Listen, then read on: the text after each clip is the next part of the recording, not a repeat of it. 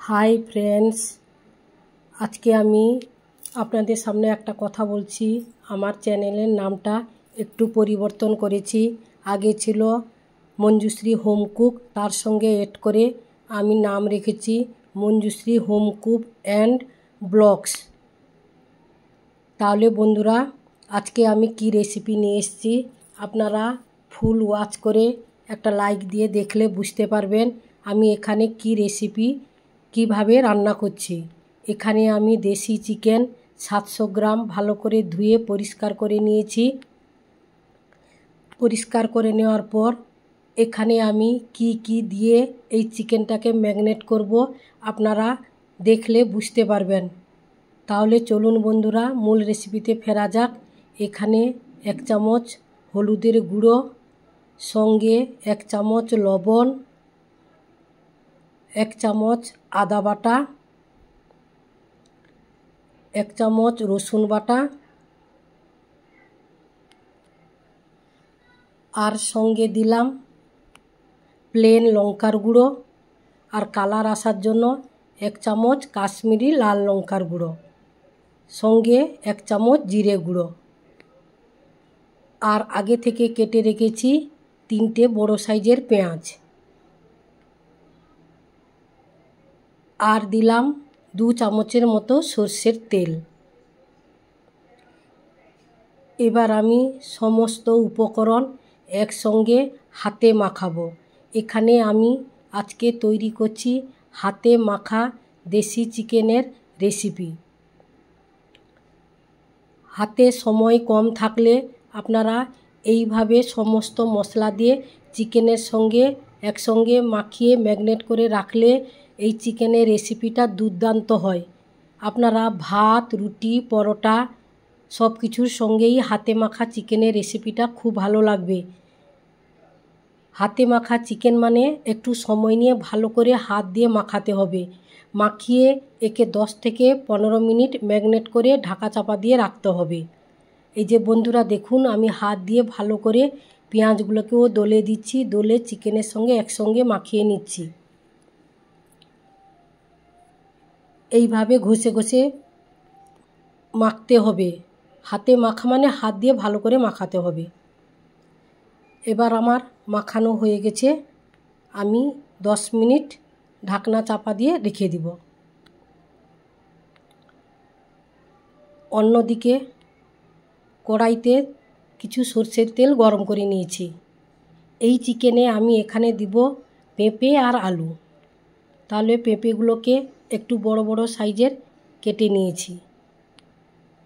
পেঁপেটা দিয়ে দিলাম, একটুখানি নেড়ে তারপর আমি যে আলুটা কেটে রেখেছি বড় বড় সাইজের আলুগুলো দিয়ে দেব। এবার আলু আর পেঁপে লাল লাল করে ভেজে নিব। দেখুন বন্ধুরা, আমার পেঁপেগুলো লাল লাল করে ভাজা হয়ে গেছে, আলুগুলোও ভাজা হয়ে গেছে। এদিক ওদিকে উল্টে ভালো করে লাল করে আমি ভেজে নিয়েছি। এবার তুলে নিলাম পেঁপে আলু। অন্যদিকে দেখুন বন্ধুরা, আমার চিকেনটা দেখালাম এইভাবে ম্যারিনেট ছিল 15 মিনিট। তারপর কড়াইতে কিছু সরষে তেল নিয়ে আমি জিরে ফোড়ন দিলাম, তাতে দিলাম 2টো শুকনো লঙ্কা, 2টো তেজপাতা আর অল্প কিছু গোটা গরম মশলা। তার মধ্যে আছে লবঙ্গ, এলাচ, দারচিনির কাঠ। এগুলোকে একটু ফোড়ন হিসাবে দিয়ে ভাজা ভাজা করে নেওয়ার পর একটা স্মেল আসার পর আমি কেটে রাখা একটা বড় সাইজের টমেটো দিয়ে দিলাম। এবার যাতে তাড়াতাড়ি টমেটো গলে যায় তাই জন্য উপর থেকে একটু লবণ দিয়ে দিলাম। এবার টমেটোটা গলার জন্য একটু ঢাকনা চাপা দিয়ে দিলাম। ঢাকনাটা খোলার পর দেখুন বন্ধুরা, টমেটো আমার নরম হয়ে এসছে। এবার তেলের মধ্যে ভালো করে টমেটোটাকে মেরে নিব। আর এদিকে ফোড়নে যেগুলো দিয়েছি সেগুলোও ভাজা ভাজাও এসছে। তারপর যে ম্যারিনেট করে রেখেছিলাম চিকেনটা, এবার সেই চিকেনটা দিয়ে দিব। চিকেনটা দিয়ে ভালো করে এখানে কষাতে হবে। 15 থেকে 20 মিনিট ভালো করে কষাতে হবে, কারণ এটা হচ্ছে দেশি চিকেন, তাই একে ভালো করে কষাতে হবে। এবার ভালো করে খুন্তি দিয়ে আমি সময় নিয়ে ভালো করে কষিয়ে নিব।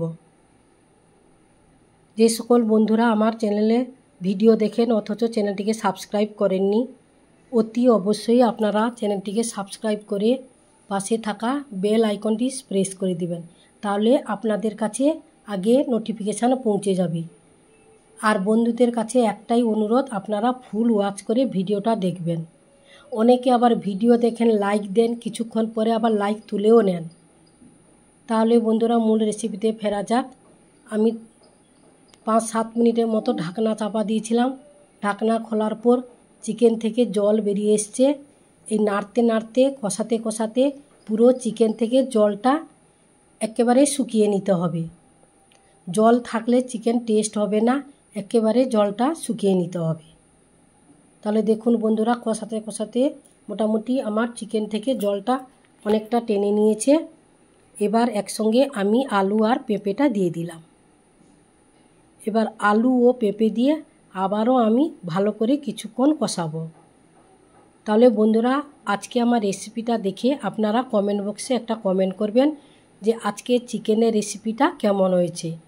হাতে মাখা চিকেনের দেশি মুরগির রেসিপি। অবশ্যই আপনারা কমেন্ট বক্সে কমেন্ট করতে ভুলবেন না। আপনাদের কমেন্ট পেলে আমরা অনেক ভালো ভালো রেসিপি আপনাদের সামনে নিয়ে চলে আসব এবং আপনাদের ভালোবাসায় আমাদেরকে অনুপ্রেরণা যোগায়। তাহলে কষানো হয়ে গেছে। এবার আমি প্রেসার কুকারে চিকেনগুলোকে তুলে নিব, কারণ দেশি চিকেন একটু সিটি মেরে নিলে নরম হয়ে যাবে, খেতেও খুব ভালো হবে। তাই একটা চামচ দিয়ে আমি কড়াই থেকে তুলে প্রেসার কুকারের মধ্যে দিয়ে দিচ্ছি।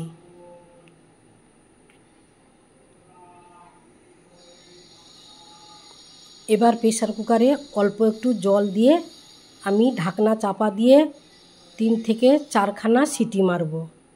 কেউ চাইলে প্রেসারে না দিয়েও কড়াইতে রেখে রেসিপিটা তৈরি করতে পারেন। এবার আমি কড়াইটা ধুয়ে যে মশলাগুলো ছিল ওটা ধুয়ে দিয়ে দিলাম প্রেসারের মধ্যে।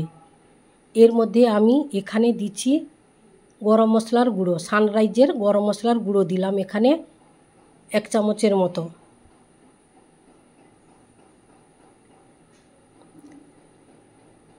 অবশ্যই আপনারা এই রেসিপিটা বাড়িতে ট্রাই করবেন।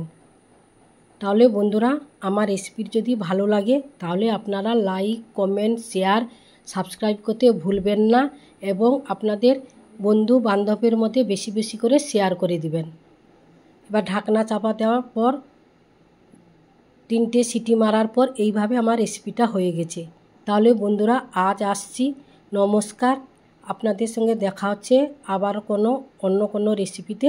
ততক্ষণে আপনারা ভালো থাকুন, সুস্থ থাকুন, সাবধানে থাকুন।